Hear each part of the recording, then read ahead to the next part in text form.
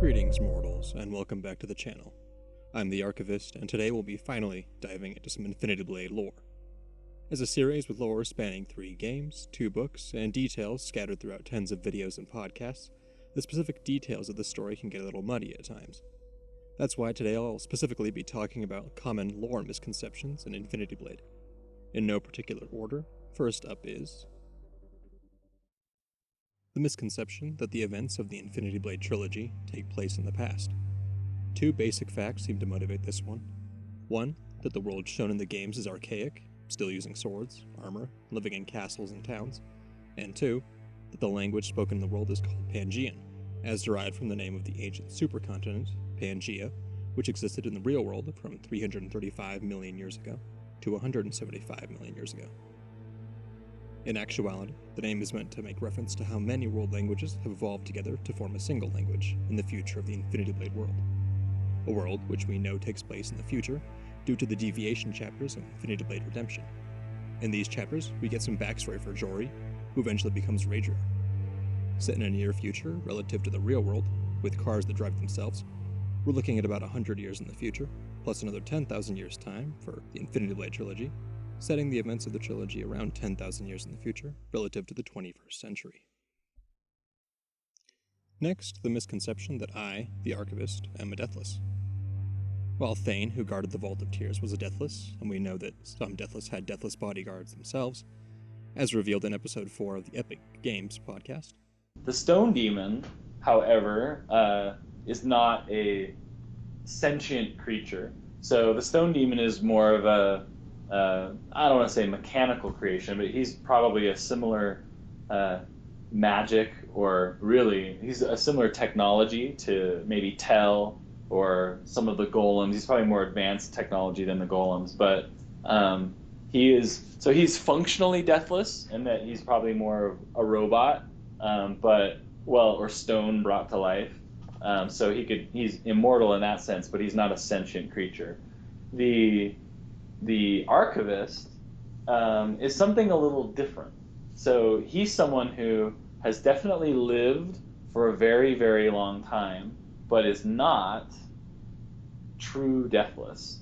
And so there's some subtleties that we're playing with there that will be explained in more depth in the future. But yes, in the Infinity Blade universe, there are the deathless, but there are also others who may not be, may be functionally deathless, but could still be, they don't have access to resurrection chambers or rebirthing chambers or phoenix or any of that kind of stuff, so that if they're killed, they're killed.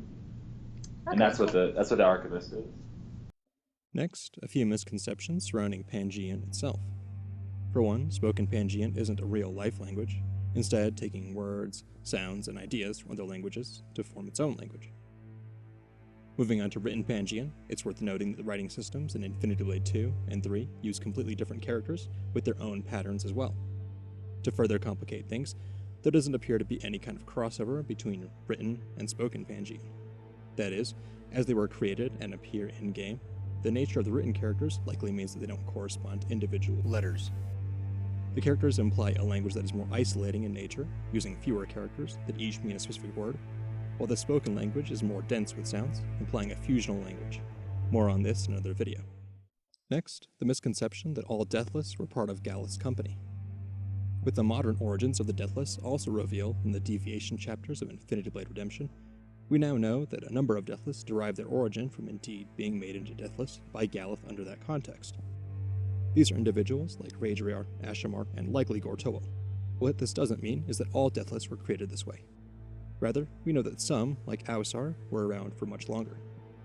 Lilindra, for one, is called one of the oldest Deathless, a description that wouldn't make much sense if the majority of Deathless were created around the same time.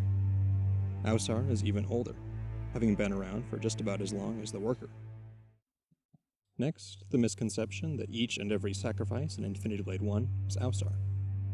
This can lead to some confusion about who exactly Archerin was and how it's possible that he's a different person, if working with the assumption that all sacrifices were Ausar being reborn. As explained in Infinity Blade Awakening, Archerin was a son that Ausar had in one sacrificial cycle. When Tel was unable to change enough memories, That instance of Ausar gave up being the sacrifice, survived long enough to have a son, and that son went on to be the sacrifice.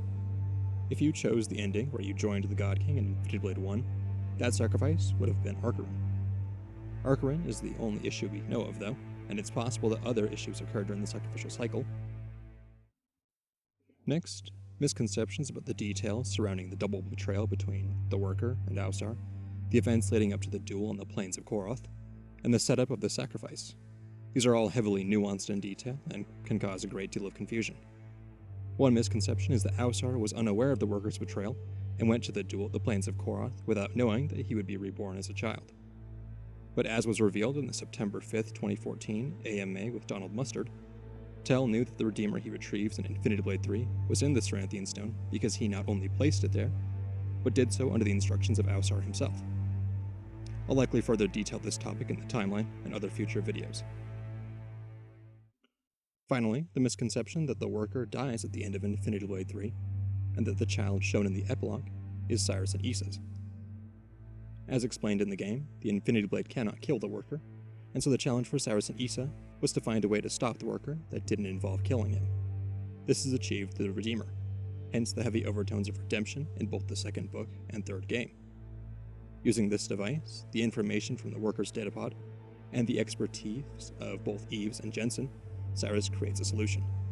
By stabbing the Worker with the Infinity Blade and Redeemer, the Worker is killed and reborn as a child. Thus, the child shown in the epilogue is the Toddler of Secrets, as confirmed by the achievement of the same name. And that wraps up this video. Let me know in the comments your thoughts on these misconceptions, and if you think there were any others I missed.